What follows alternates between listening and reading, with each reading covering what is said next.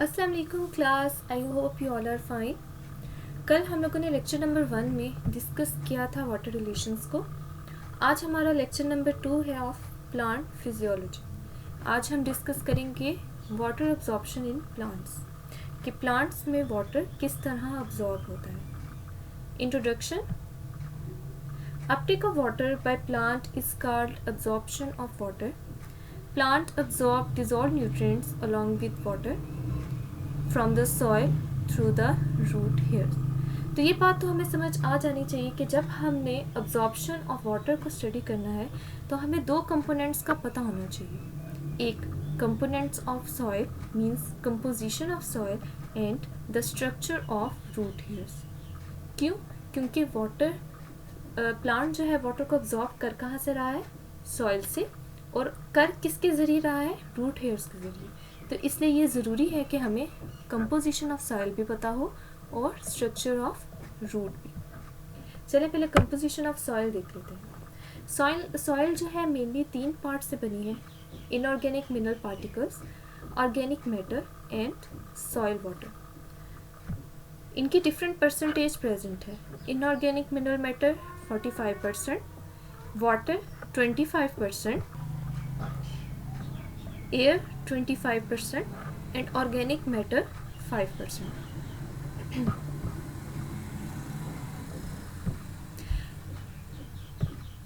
Inorganic mineral particles हैं क्या हैं, सॉइल में किस तरह प्रेजेंट होते हैं? ठीक है, इनको मेनली डिफरेंट पार्टिकल्स में डिवाइड किया गया है जो साइज में वेरी करते हैं। साइज में वेरी मीन्स कि कुछ साइज में इतने छोटे हैं कि हम उनको इलेक्ट्रॉन माइक्रोस्कोप के अलावा देख ही नहीं सकते, लेकिन कुछ साइज में ऐसे होते हैं कि हम उनको अपनी इस आंख से आसानी से देख सकते हैं। मिनरल पार्टिकल्स डिफरेंट टाइप्स के हैं। ठीक है, अगर हम इनकी एग्जांपल लें, सैंड जो कि लार्जेस्ट मिनरल पार्टिकल है सॉइल का, सिल्ट जो इंटरमीडिएट है इन साइज, एंड क्ले जो स्मॉलेस्ट है।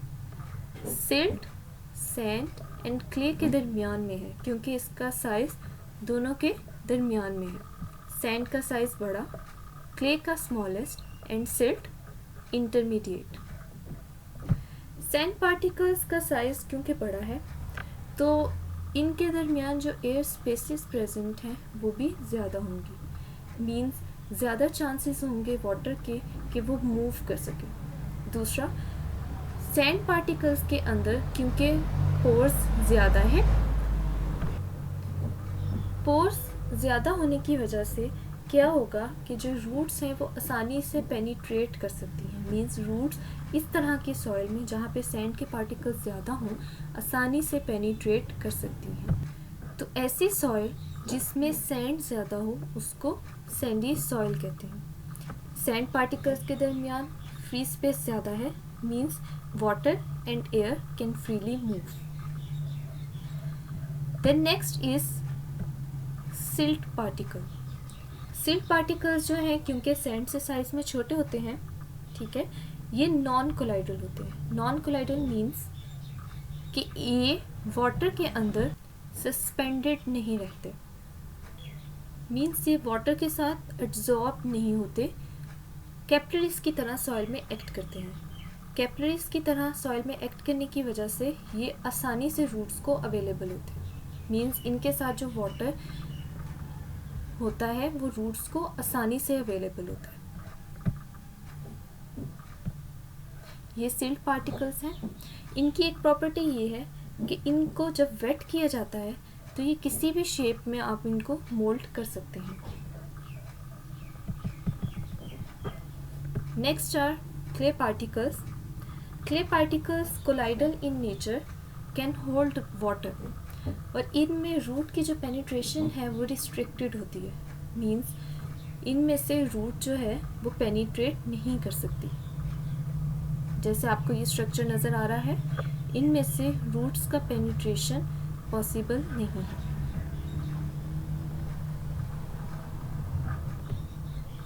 Sand, silt and clay, they are of different sizes.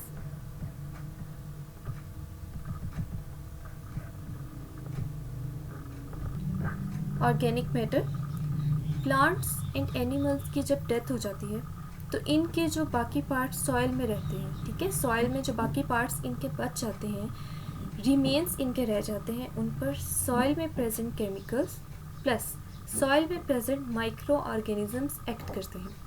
अब उनके एक्ट का या उनके अटैक का रिज़ल्ट क्या होता है कि इनके जो प्लांट्स एंड एनिमल्स के जो रिमेन्स हैं इनकी ब्रेकडाउन होती है। ब्रेकडाउन के रिज़ल्ट में बहुत सारे कोलाइडल सब्सटेंसेस या कोलाइडल ऑर्गेनिक रेजिड्यूज बच जाते हैं। इनका कलेक्टिवली हम एक टर्म यूज़ करते हैं, ह्यूमस। इनका कलेक्टिवली क्या कहा जाता है? Humus. The organic component of soil formed by the decomposition of leaves and other plant material by soil microorganisms is called humus, and the process of formation of humus is called humification. Organic matter is very important for soil because it improves the physical condition of soil. इसकी water holding capacity को improve करता है, उसमें plants को जो nutrients चाहिए होते हैं वो प्रोवाइड करता है, and also source of energy for different micro organisms. Next is soil water. Soil water is very important because इसमें बहुत सारे inorganic and organic molecules soluble होते हैं, डिज़ोल्व होते हैं। तो हम कह सकते हैं कि सॉइल वाटर एक सोल्यूशन है, प्योर वाटर नहीं है। क्यों?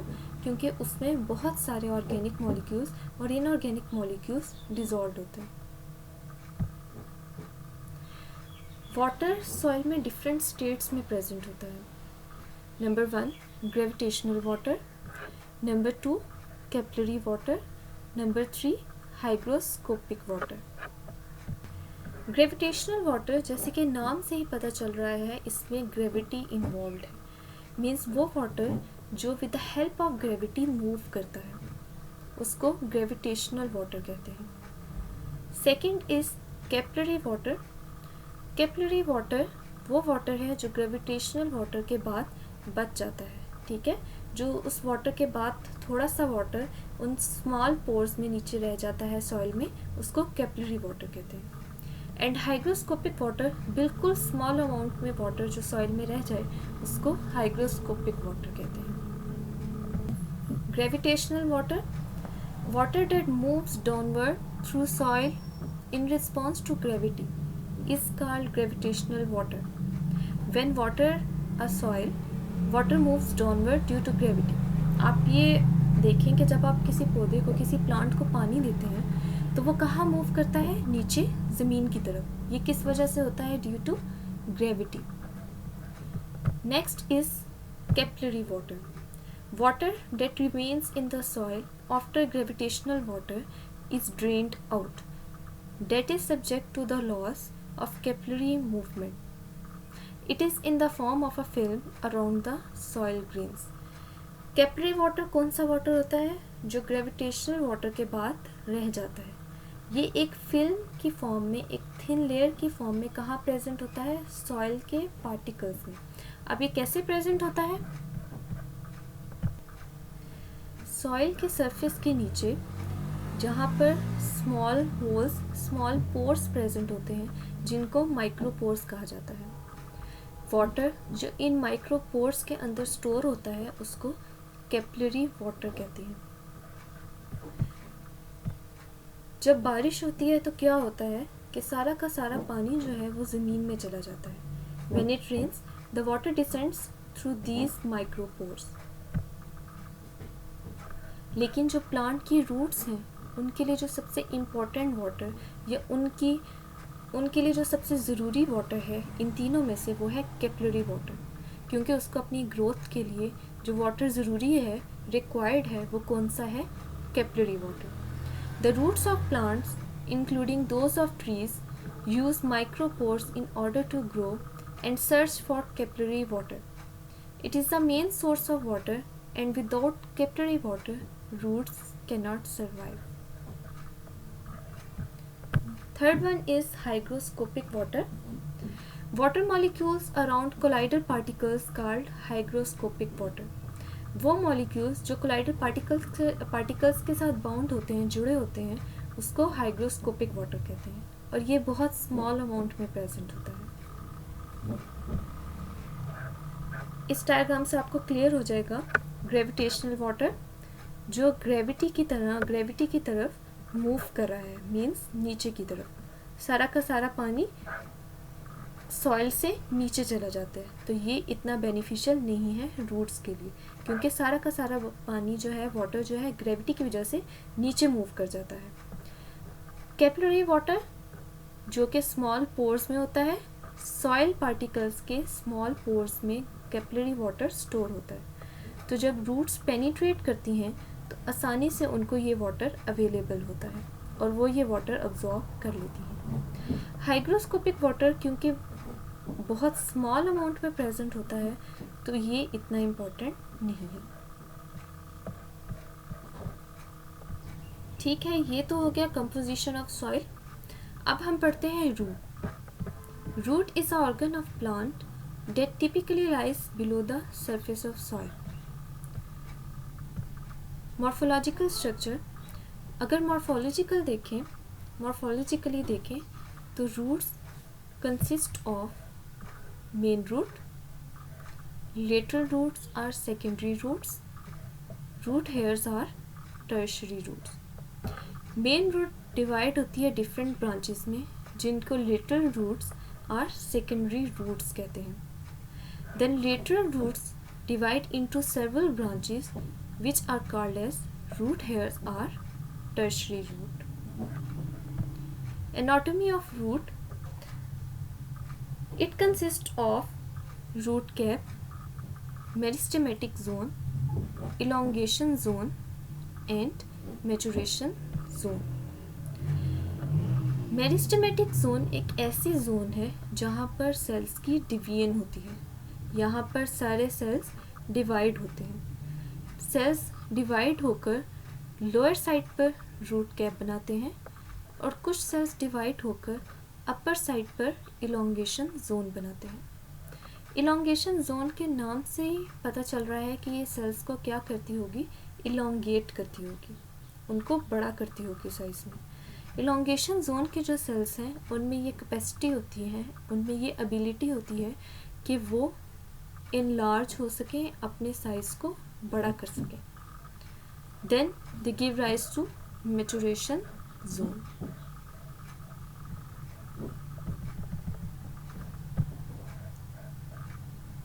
ठीक है, अब हमने कंपोजिशन ऑफ सॉइल भी पढ़ ली एंड स्ट्रक्चर ऑफ रूट भी देख लिया। अब हम मैकेनिज्म ऑफ वाटर एब्जॉर्प्शन पढ़ सकते हैं। वाटर एब्जॉर्प्शन के मैकेनिज्म में 3 पॉइंट्स हम डिस्कस करेंगे। First, absorption of water by root hairs, then passage of water through endodermal cells, then reaching of water in xylem. लेकिन इन सब पॉइंट्स को डिस्कस करने से पहले मैं आपको वाटर मूवमेंट पाथवेज बताना चाहती हूँ।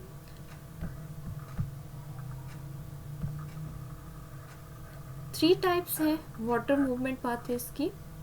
The first one is apoplast pathway, second is symplast pathway and third is vacuolar pathway. Pathways means कि सेल के अंदर वाटर कैसे मूव कर रहा है एक सेल में दूसरे सेल।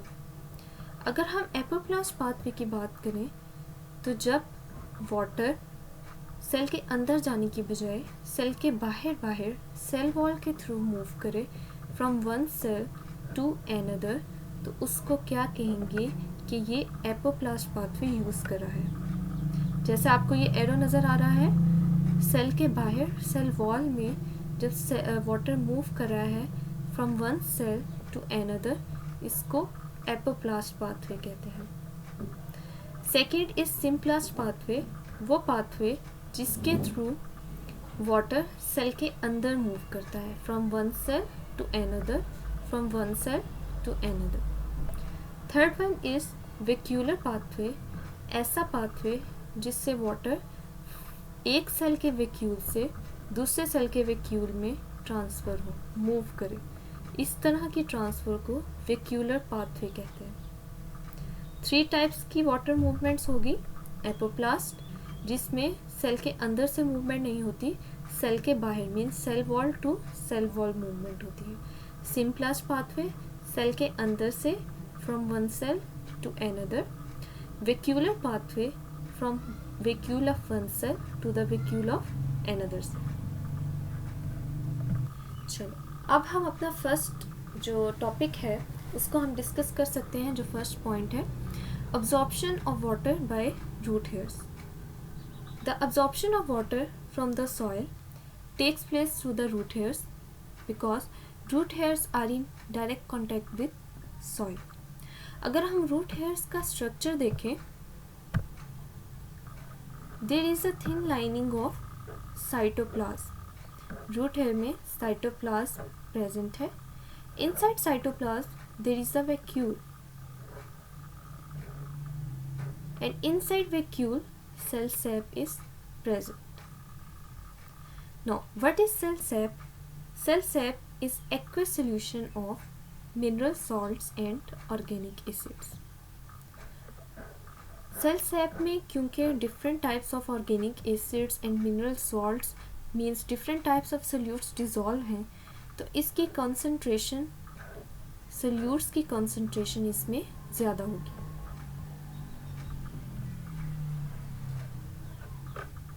एंड बाहर वाली जो इन्वायरमेंट है मीन्स जो सॉइल है वहाँ पर सोल्यूट की कॉन्सेंट्रेशन क्या है, कम है।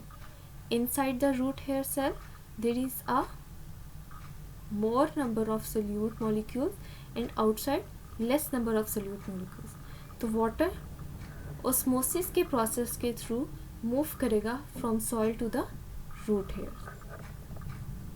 ठीक है, soil water, root hair, then epidermis, cortex and endodermis.